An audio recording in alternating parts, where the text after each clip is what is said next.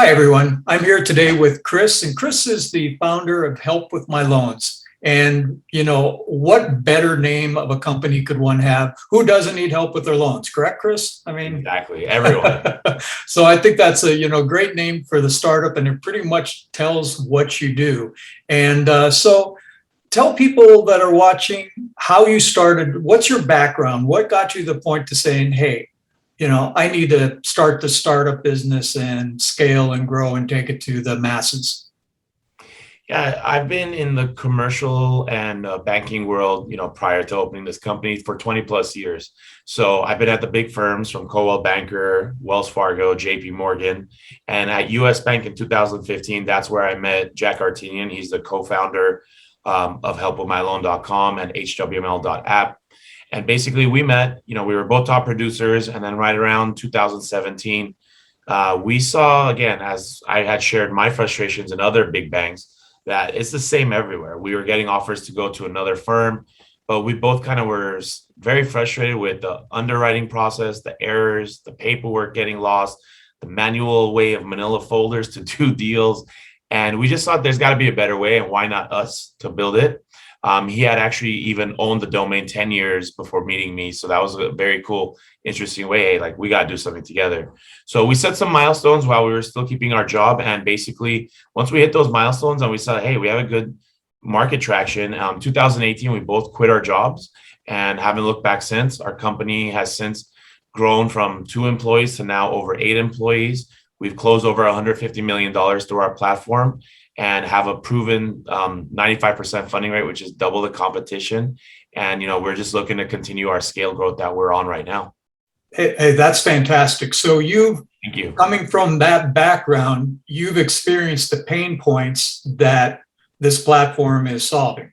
And hence, Yeah, if you think about it, it's a platform for banks and brokers because we have been bankers and brokers as well. So we brought it from that perspective, and we just saw like, hey, if anyone's going to do it, why not us? sure, that's fantastic. So, Chris, if you were to give a quick, let's say, elevator pitch to share with somebody what you're doing, give us a quick elevator pitch as to kind of the whole overview of the company, problem, solution, monetization, go to market, all of that kind of fun stuff, but do it in a shorter, quick elevator pitch. And then we'll kind of dig in and dive into the details a little more.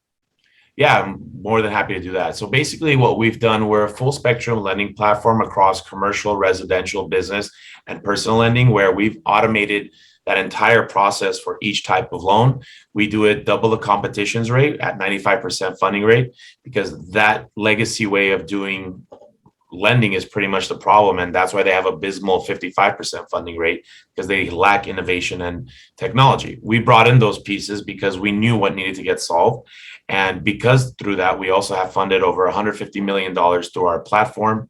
And we are moving then faster than any of the key players out there right now. And we're looking to scale. That's super. So let's talk a little bit about, we learned what the pain point was that brought you to this. So let's talk about, so the problem specifically then is kind of the bulkiness, for lack of better terms, from my lack of financial background, of having to do all the paperwork, process the loans, take the loans in and all of that. And you're just doing streamlining that and making it more effective. But you're also, is it also kind of a comparison kind of platform, or? It's definitely doing the efficiency part that is broken. And obviously COVID brought this paradigm shift that is needed in a lot of the lending and real estate and banking world. So we already knew the writing on the wall because we saw how it was actually being in those banks, right? And basically our software cuts down the analysis time of those financial documents of up to 80%. What that means is basically these files that take 20 to 30 days for you to not even say yes, for you to possibly say no, right? Our software has an AI optical character recognition feature that cuts that time to minutes. So within minutes, you have a yes or a no, right? So it's better to have a quick no and move on than rather you clogging your queue with deals that will never fit your bank's guidelines. So yes, the last part to that is the matching aspect. So our software works with 300 plus banks that have given their internal guidelines. So not only is it reading one set of documents, At the same time, when it's finished, it's matching you up at a 95% rate to the right banks. So you're talking about saving time instead of spending months on deals. You as a broker or a consumer, not jumping around from bank to bank. And at the end of the day, it's definitely making your production staff much more efficient. So your ROI is going up, your production's going up, and you're not clogging your queue with deals that do not fit your bank. So that's the biggest couple of items that we have solved for the industry, and why our database continues to work with so many banks, because you're basically given a deal matched at a 95% underwritten on a platter for you. So that's why banks, brokers, and consumers love working with Help with My Loan. Yeah, I mean, it makes sense. And I'm sure, the investors that are going to be watching this video that probably have some financial background and understanding of the process, and even themselves, if they're part of angel groups or whatever, they understand how the bulkiness and the time, the time it can take to process an application or submit it. It can apply to a lot of various industries, not just the banking and mortgage industry, as far as trying to any corporation that's trying to streamline their paperwork and their processing of applications, whatever it might be. So that's fantastic. So how are you taking this to market as you grow and build now? Yeah, absolutely. So we've been live in the market for 4+ years. We just introduced the SaaS version of our platform in mid-September. It's already doing fantastic at the tech events, our marketing strategies that we've already had. So we've been keeping very busy. The market is huge. You're talking about over 18,000 banks in the US, 15 million users that are basically brokers, consultants, CPAs, realtors. And then that alone, the consumer model that we also have is, over 25 million plus businesses, 150 million plus consumers out there that basically represent $10 trillion worth of lending. So our space is huge. Our market audience is fantastic. And the great thing is the SaaS model is targeted towards that same type of audience. So our marketing strategy has been exactly what it has been for the last 4 years, and now with the second stream of revenue. So we have now the SaaS platform along with our transactional platform. That's great. So how many customers do you have right now? I mean, who is using the platform as far as number goes? So we have over 300 banks live in our platform, basically in our database. So that's one. The second part to that is brokers and consumers. We have well over already about 250 customers.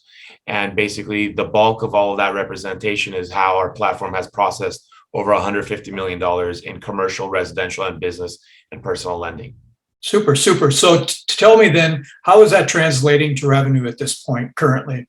Yeah, we've been a revenue company since 2017. So part of our milestone was, hey, we want to create revenue to see it. Jack always says that he didn't want a day one. So that's why we started. So we've had revenue, and our growth has been basically double revenue every year. So this year already, we passed our revenue from last year. We grossed over 475,000 last year. We've already passed that number this year. We're looking towards a little bit north of about $800,000 for the year. And 2022 is just looking into a couple $1 million growth year as well. So we've been pacing very, very well. That's fantastic. So, I mean, this is perfect, beautiful timing for anyone that's looking at investing in scaling. We're at a positive revenue company and a scale position. The last $1 million available in the seed round is for us to really scale. We know our burn rate. We have a positive cash flow model for 2 years now. So it's really injecting more bigger budgets to our staff, sure, sales, our marketing. So it's a phenomenal time for come in early as an investor, because our growth model and numbers they prove themselves. And because of where you're at right now with your current revenue and, being if I heard correctly, you're cash flow positive, what is the company, what is your valuation right now then? On this round, what we're doing is a pre-money valuation of $5 million with a post of $6 million after. Okay, fantastic. And so let's talk a little bit about, obviously, with the success you've already had, Chris, it takes more than just you. And you said, Jack, your co-founder. Absolutely. I mean, to talk a little bit about the team and the background of your team and why you feel that, that's the thing that's going to take you over the top. Yeah, I think that's one of our, among other things that we have as basically challenges and roadblocks for any competition. So with Jack Artinian, again, 10 plus years as a VP in commercial lending. So he brought on definitely the lending aspect, the underwriting aspect, the knowledge part to our technology that we made out. Our CTO, Diron Yanikian, 20 plus years as a full stack developer. He's had banks like Logix Bank, the LA County Department, different projects like that, as well as Motive, Dignity Health, and built, and he's a Webby award-winning developer. So he came on board in 2019. So we grew in 2019 to a staff of 3. And then this past year is when we really built up. We had Garrett Gilbertson join as an advisor to the company well over a year now. And from a team standpoint, we now have Michelle Auger. She's an executive admin for us. And then we have 3 amazing BDRs that joined the company this year: Christopher Chavez, Annabelle Morikani, and then Stephen Reed. So we've grown to a little small 2-person operation to now a well over 8-person team. And there's still opportunity for us to enhance some of the positions that we're looking to put in next year as well, with the opportunity that we know we want to uncover. We just want to make sure we have the right team to give the right customer service, because it's not always about sales. You want to make sure the service is there too, because we've been acquiring and increasing marketing as we're getting the right staff for it, because we don't want to flush money down the drain with the budgets just going up and not enough staff for it. Sure. So talk a little bit then about what the usage of this $1.5 million round that you're raising, what are those funds going to go towards? Well, it's only $1 million now. We've closed the 500,000. Oh, you closed the 500. Okay. Correct. So $1 million is still available on this round. We do have 8 Series A investors tracking us. So should we decide to close it, we'd be moving on to a Series A early next year as well. Just a little quick tidbit there. And basically the $1 million is going to go to a couple of departments. So we want to increase our sales team. We want to include also our marketing budgets to go up. There is some opportunity definitely to increase our budget for this software development with new features that we want to build out next year. And that's an opportunity to upsell to our already subscription-based users. And then, those are the markets that it's going to be going towards. Okay, fantastic.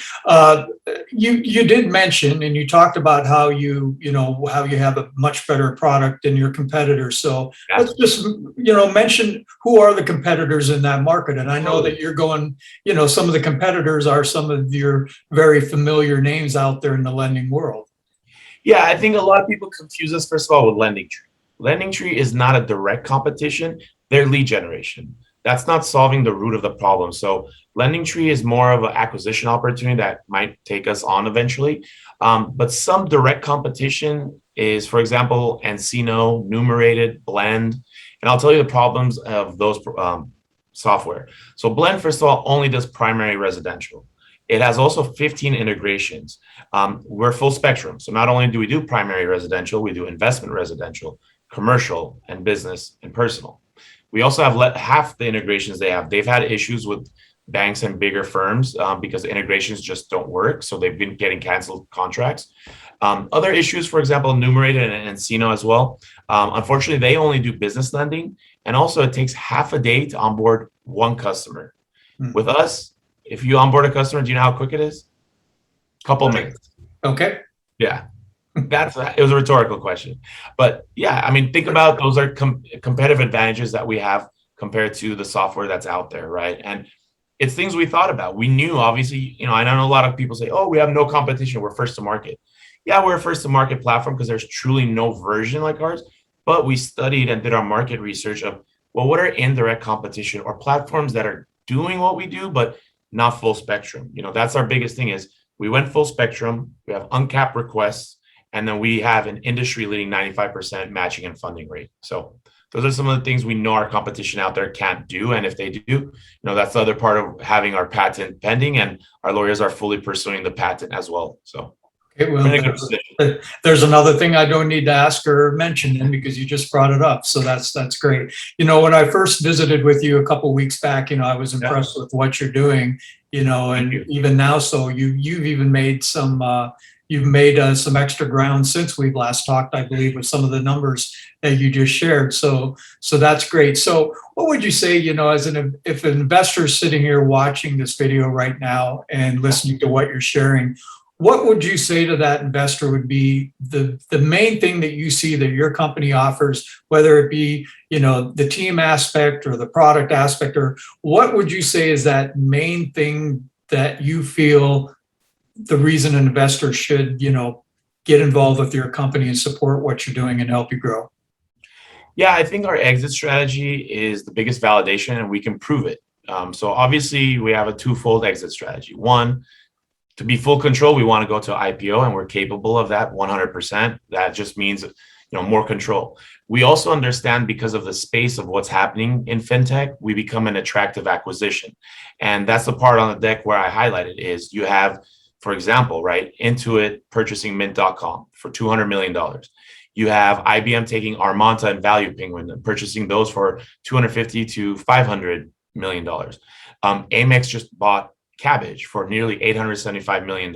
So I would say is you're coming in early to a platform that's going to be at the forefront of the lending process, because it's made by basically the people that were in that industry, saw that opportunity, because innovation is an opportunity. And when you see innovation opportunities, and we were there and we knew the problems, and we're seeing how much the market's adapting to our product in less than already, 3-4 weeks, is I would say those are the reasons you should come in early. And my promise to you is, we have what we know and we've proven it. So it's just a matter of come in and help us scale and move faster, because that's truly what this raise is all about. It's not, hey, we have a churn rate or anything like that issues. It's, hey, we want to move fast. And that's what we're trying to do with this $1 million. Absolutely. And you have some of those key factors in place that a lot of startups worry about, like the burn rate and, not being cash flow positive, and, a number of things that, make your company look attractive to an investor. So Chris, I greatly appreciate your time. Thank you for sharing a little more about yourself and what Help with My Loan is doing. And how can investors and people reach out to you? And we'll make sure it's also showing on the screen as well. Yeah, the two best ways is, first of all, email Chris, CHRIS at helpwithmyloan.com. That's one of the best ways to just reach out to me, and we can calendar a video chat. My cell phone, again, is of course available. And I'm always in between meetings and different events, but 626-419-0123. I would definitely, again, want either way to communicate with me, and we could set up a video chat meeting and, discuss our company a little bit further, and, see if you guys are interested in coming in on this last $1 million available before we open it up to our Series A investors. Fantastic. Well, once again, Chris, thank you for your time. I wish you the best of successes as you move forward. I'm excited to see what happens as the future rolls out here, because I believe, you've got something good and something that both, the institutional side of things need and the consumers as well. So, thank you. I really appreciate that. We believe in that as well. So kudos to you, and thanks again for your time. Absolutely. Enjoy the rest of the day. Thanks.